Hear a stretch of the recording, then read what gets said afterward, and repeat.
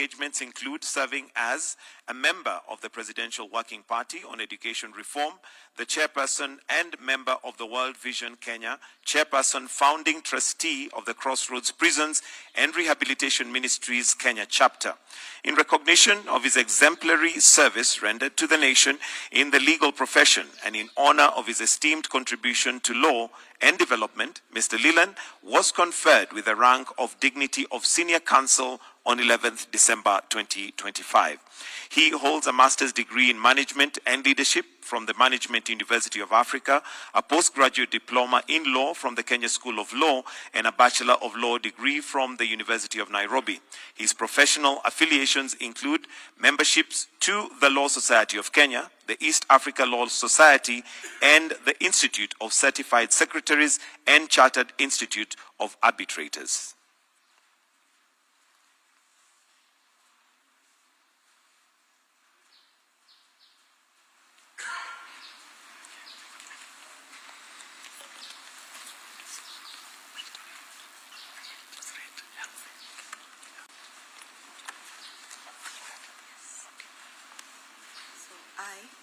I, Paul Leland, a judge of the Court of Appeal, a judge of the Court of Appeal, do swear in the name of the Almighty God, do swear in the name of the Almighty God, to diligently serve the people and the Republic of Kenya, to diligently serve the people and the Republic of Kenya, and to impartially do justice, and to impartially do justice in accordance with this Constitution, in accordance with this Constitution, as by law established, as by law established, and the laws and the customs of the Republic, and the laws and the customs of the Republic, without any fear, without any fear, favor, bias, affection, ill will, prejudice, or any political, religious or other influence. In the exercise of the judicial functions In the exercise of the judicial function entrusted to me, I will at all times, and to the best of my knowledge and ability, protect, administer, and defend this Constitution this Constitution with a view to upholding the dignity and the respect for the judiciary and the judicial system of Kenya, and promoting fairness, independence, competence, and integrity within it. So help me God.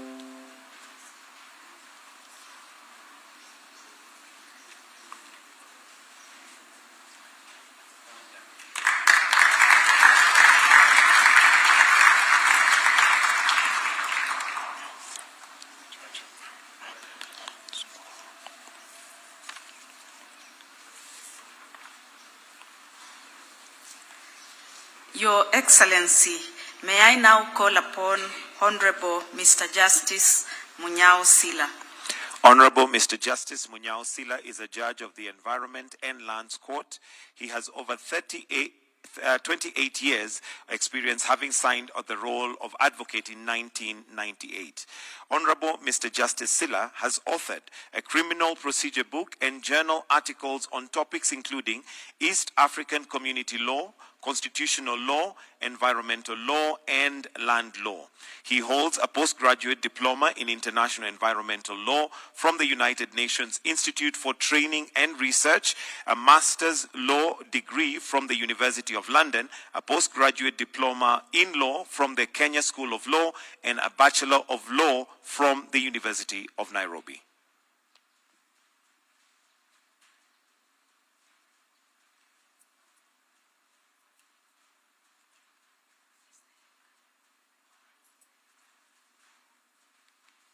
I, Munyao Sila, a judge of the Court of Appeal, do swear in the name of the Almighty God to diligently serve the people and the Republic of Kenya and to impartially do justice in accordance with this Constitution as by law established and the laws and customs of the Republic, without any fear, favor, bias, affection, ill will, prejudice, or any political, religious, or other influence.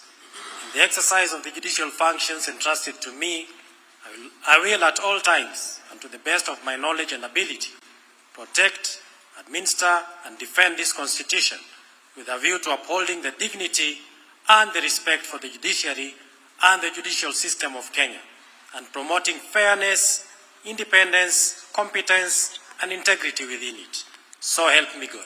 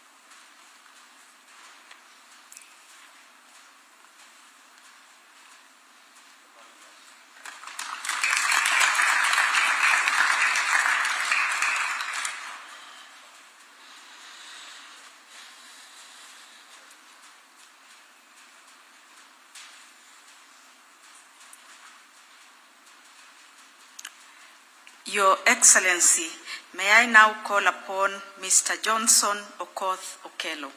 Dr. Johnson Okoth Okello is a Director of Legal Services at the Parliamentary Service Commission. He is an advocate of the High Court of Kenya of over 28 years and a chevening scholar.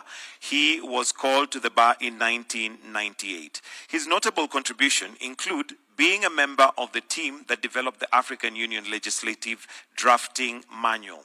On the international stage, Dr. Okello was retained by the World Bank to draft the Lesotho Public-Private Partnership Bill, retained by the COMESA Court of Justice to retain the COMESA justices and staff on legislative drafting and reviewing of the rules of procedure, and retained by the IMF to develop policy and legal framework for public-private partnership in Somalia. He holds a PhD in legislative drafting and policy development from the University of London, a Master of Arts degree in advanced legislative drafting from the University of London, a postgraduate diploma in law from the Kenya School of Law, a Bachelor of Laws degree from the University of Nairobi. His professional affiliations include memberships to the Law Society of Kenya, the East Africa Law Society, the Commonwealth Association of Legislative Council, where he serves as the President, the Africa Colloquium for Legal Counsel, serving in Parliament, where he is Secretary General.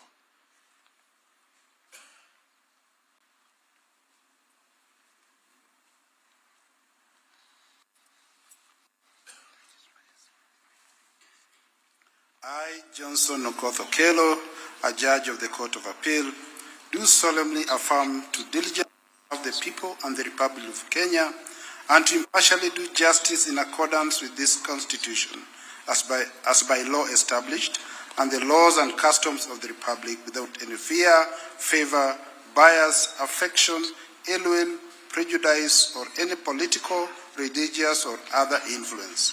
In the exercise of the judicial functions entrusted to me, I will at all times, and to the best of my knowledge and ability, protect, administer, and defend this Constitution with a view to upholding the dignity and the respect for the judiciary and the judicial system of Kenya and promoting fairness, independence, competence, and integrity within it. So help me God.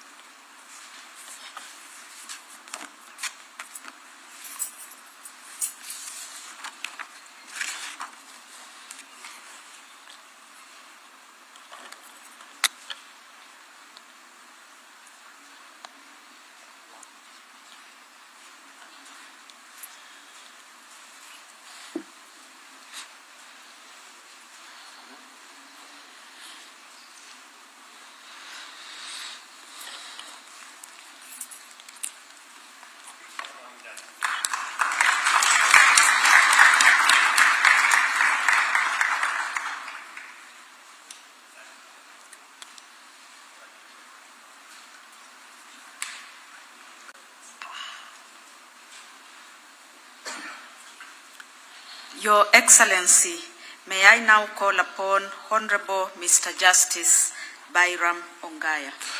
Honorable Mr. Justice Byram Ongaya is the principal judge of the Employment and Labor Relations Court. He has 26 years of experience, having signed the role of advocate in the year 2000. He has authored various professional and academic writings. Additionally, he has undertaken significant national assignments, including the Joint Secretary to the Task Force of the Public Service Commission, proposed regulations on compulsory retirement, on reorganization and abolition of Office for Efficiency and Economy in the Public Service related matters. He holds a Master of Law degree in Law, Governance and Democracy from the University of Nairobi, a postgraduate diploma in law from the Kenya School of Law, and a Bachelor's of Law degree from the University of Nairobi. His professional affiliations include memberships to the Law Society of Kenya, the Chartered Institute of Arbitrators, the Institute of Certified Secretaries of Kenya, the Kenya Judges Welfare Association, and the Kenya Magistrates and Judges Association.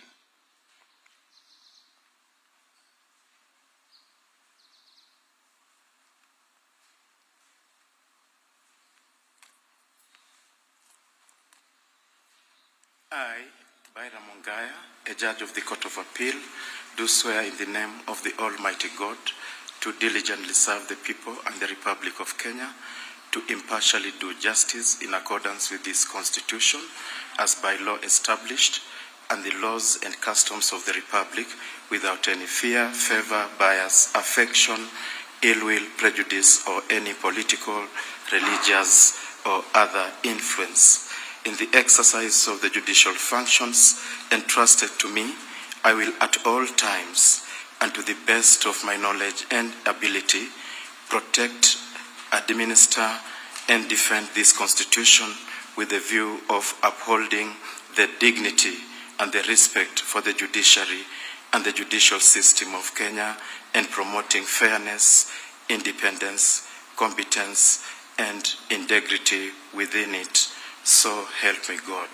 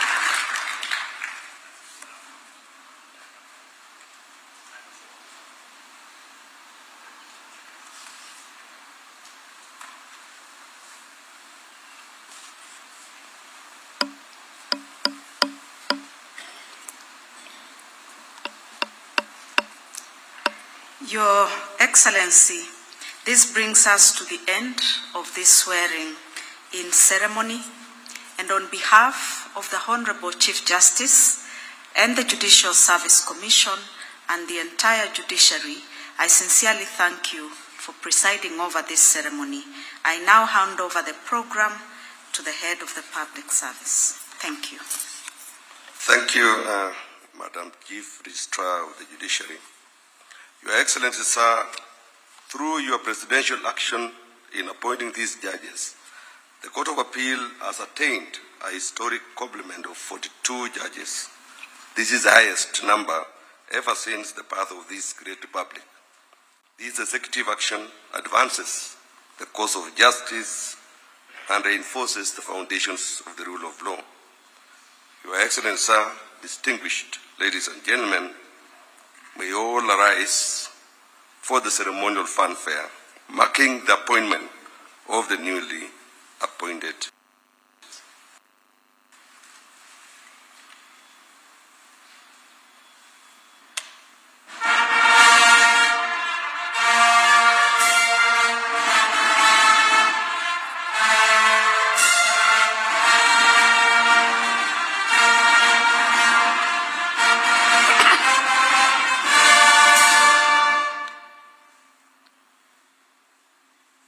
Sir, while we remain standing, it is now my humble duty and profound privilege to invite Your Excellency to convey your congratulations to the 15 newly appointed judges and to address this solemn assembly. Your Excellency. Thank you very much. Let's take our seats.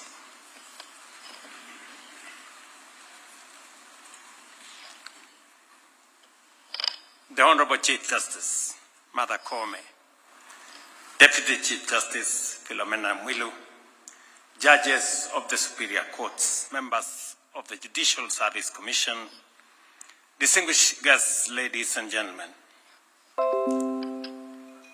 I congratulate the 15 honorable men and women sworn in today as judges of the Court of Appeal, as you assume this high constitutional office in service of our republic. Your appointment carries immense responsibility and profound national consequence. In accepting this charge, you join a vital institution whose strength, independence, and credibility are indispensable to Kenya's stability and the health of our democracy. I'm encouraged to note that in recent years, the Court of Appeal has progressively strengthened its institutional capacity through a deliberate and structured appointment process. This reflects a sustained commitment to expanding access to justice, improving appellate efficiency, and ensuring the court is adequately resourced to fulfill its vital constitutional mandate. In 2022, 11 judges were appointed to the Court of Appeal, 4 of whom I appointed immediately upon assuming office on the 15th of September 2022.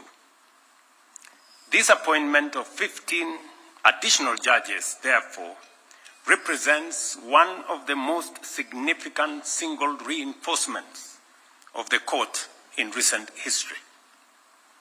It demonstrates our collective resolve to reduce the backlog of appeal cases, shorten time required to resolve disputes, and strengthen public confidence in the administration of justice.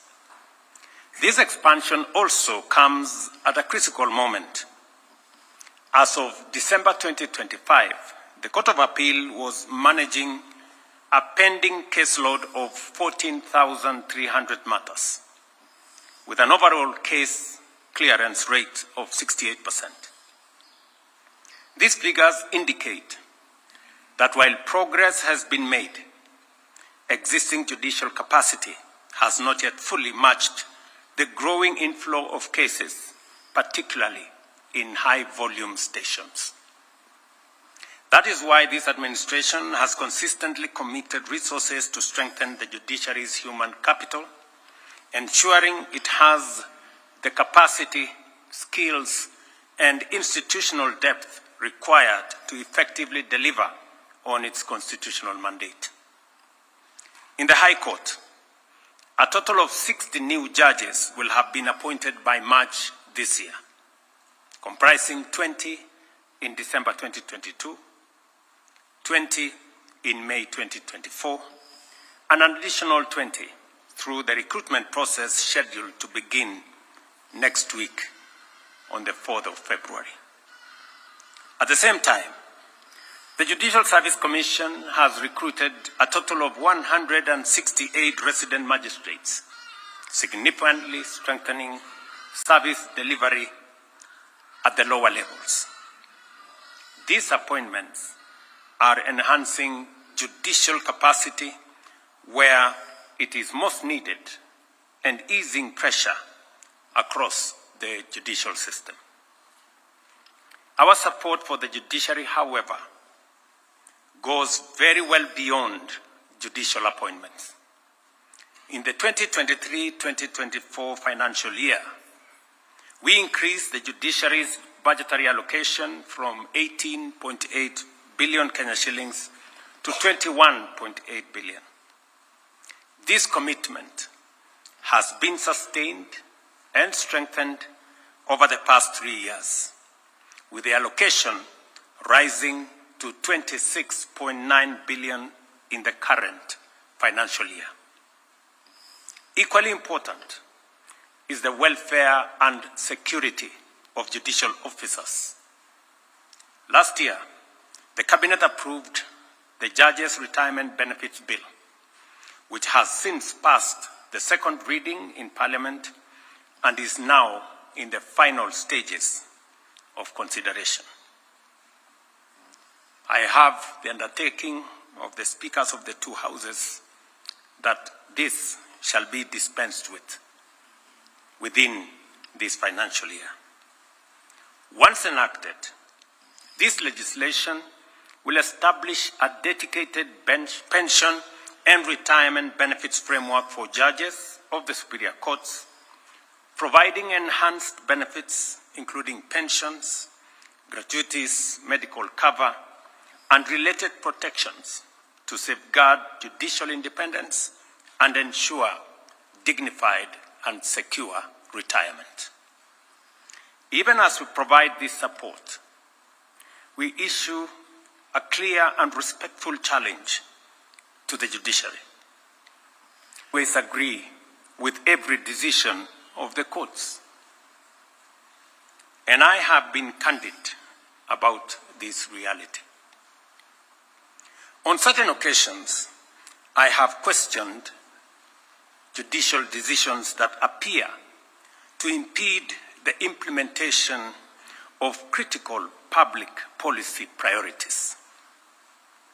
And I have raised concern where some rulings seemed to cross into the realm of judicial overreach, or even, as some say, tyranny.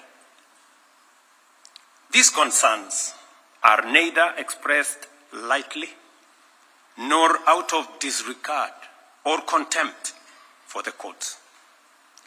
It is out of duty to speak honestly and candidly about the consequences such decisions have on the lives and livelihoods of the Kenyan people.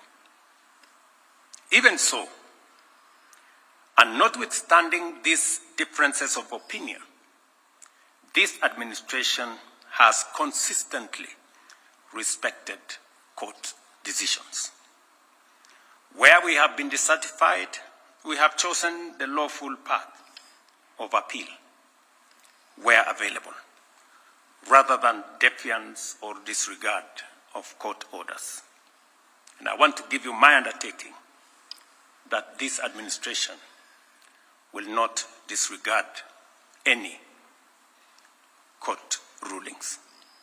At all times and in all circumstances, we remain guided by one immutable principle, that the rule of law must prevail, because without it, no policy, no program, and no government, and no country can endure. Once again, congratulations to the newly appointed judges of the Court of Appeal. And I will be, in a short while, approaching the court to help me understand the place of a policy document called a manifesto. You all understand that the ultimate authority in the Republic of Kenya is the people of Kenya. And the people of Kenya speak to us through their decisions in many respects, including through their vote.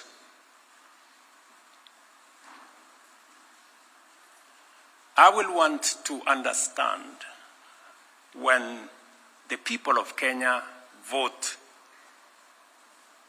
for a manifesto, and a manifesto is endorsed as a policy document by millions of Kenyans, to the detriment of millions. I think as we grow our jurisprudence, I think it's a good thing to try and help us, all of us, understand, because progressively we want to move away from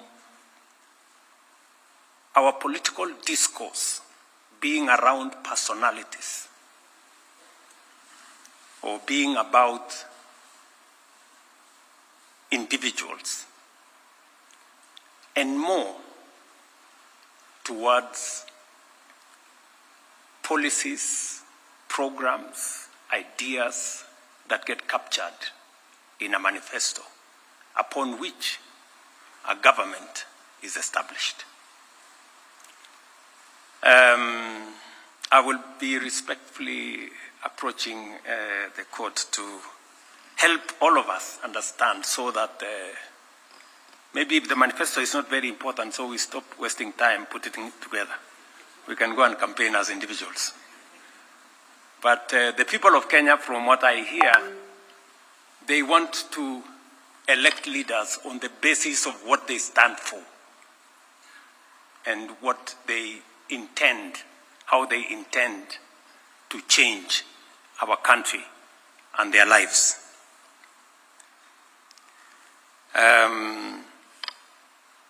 Shortly. Once again, I congratulate the judges sworn in today and assure you of this administration's continued support as you serve the people of Kenya. May your tenure strengthen justice, deepen public confidence in our courts, and reinforce the constitutional foundations of our republic. Again, congratulations to you and my very, very best wishes. Thank you very much. Let us all rise. We shall conclude this session with the national anthem.